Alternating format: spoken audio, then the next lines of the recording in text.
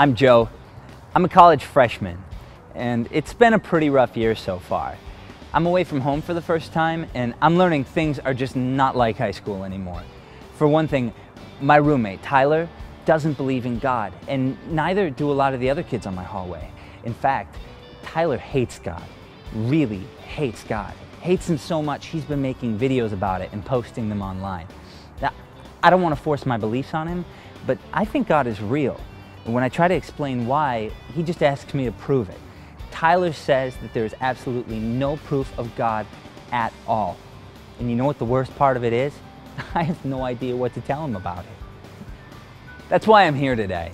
I went to the Campus Ministry Center for more information after that first night Tyler and I talked. I mean, if so many people believe in God, there's gotta be a reason, right? The good news is that the priest put me in touch with Elena, who's in the doctorate program for philosophy, and Dan, who's working on his PhD in physics. They're creating this educational program for students just like me, people who need honest answers about God, answers based on science and the real world. Good timing, huh? So I start talking to them about my questions, and suddenly I find myself in this pretty cool spot. They want me to be their test student, someone to help them discover the best way to explain things so that regular people can understand what they have to say. And the best part, all I have to do is just ask the questions I've already been thinking about anyway. They promise they'll do their best to answer them, no matter how hard.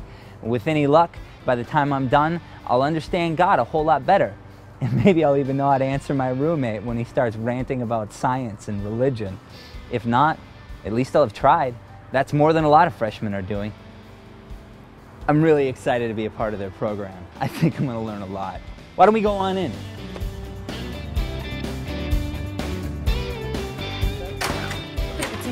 Hey, Joe. How's it going? Hey, Joe. Hey, Elena. How are you? Take a seat, huh? Thanks, Dan. Thanks so much for joining us. I'm really glad that when things started getting rough, you decided to ask some questions.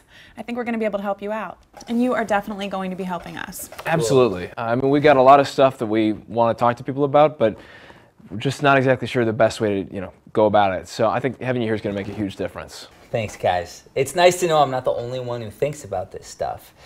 Tyler is different from anyone I've ever met before. He just sees the world in a totally different way. And sometimes when we talk, I feel stupid. I mean, he just raises all sorts of questions, and I have no way to answer him. Well, what sorts of questions? Let's start with that. Yeah. Well, he's got this video blog thing he does. Can I use this, Dan? Oh, yeah, go ahead. I can show you.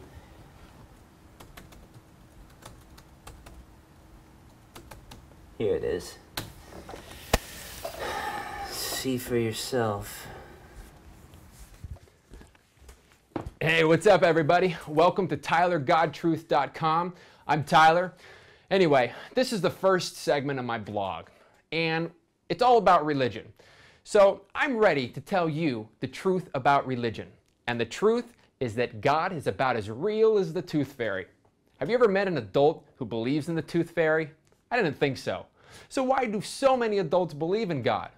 Once you let go of God, you can have freedom, real freedom. Freedom from the rules that don't make sense, freedom from hypocrisy, freedom from gossiping old church ladies in hard wooden seats, and the mind control machine they call religion. Freedom from an imaginary cop in the sky called God. So, the first thing I'm realizing about college is that not everyone here has a liberated mind. I mean, you'd think by now people would start waking up and realizing that science shows there's no need for a God or Jesus. But I'm talking to some of these kids, one in particular. We started talking the other night, and I almost felt sorry for him. He says he believes in God, but he has no idea why. What, because his parents told him to? Lame. I guess some people never learn to think for themselves, but still, I'd like to help him out. I asked him for one piece of evidence, anything at all, that God is more real than the tooth fairy. Just one thing we can see, measure, or touch. He just sat there, priceless. Anyway, back on track. I've got my two patron saints here with me, Hitchens and Dawkins. They'll help me school this kid. Together we'll teach him that he needs to make a choice between his God and all the things we know are true about our world. For one thing, evolution. And the Big Bang. Oh, And maybe that the Earth isn't 10,000 years old? Not even our planet is unique. Just one more chunk of dirt covered in evolving chemicals in a galaxy that isn't even the biggest one out there. Oh, man. I'll bet there are a billion other life forms out there, all kinds of aliens, who are way smarter than us. So why aren't they the chosen people? Or did Jesus come and visit them too? Right. Time to wake up and use your brains, people. We don't need God anymore. We have science instead, and it's time for you to make a choice. Do you want to believe in God or face reality? Because you can't have it both ways. All right, this is Tyler signing off. Until next time. Wow. Okay, wow. No wonder you're worked up about this. He's just hostile. No kidding. What an incredibly unpleasant person. Well, that's one way to put it. You know what the worst part of it is, though? I have no idea what to say to him about it. I mean, I can't just hate him. He's not actually that bad of a roommate. He doesn't stay up all night. He doesn't leave his stuff all over the place. But when he talks like this, I get really frustrated because I don't know enough.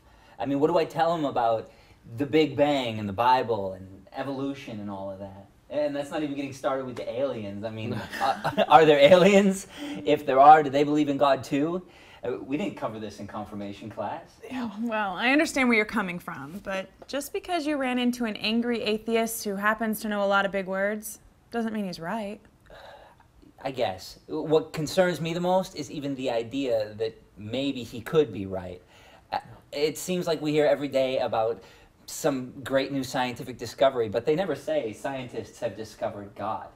I mean, if we can trust science to tell us how to launch a satellite up into space, why wouldn't we trust it to tell us how we got created, too?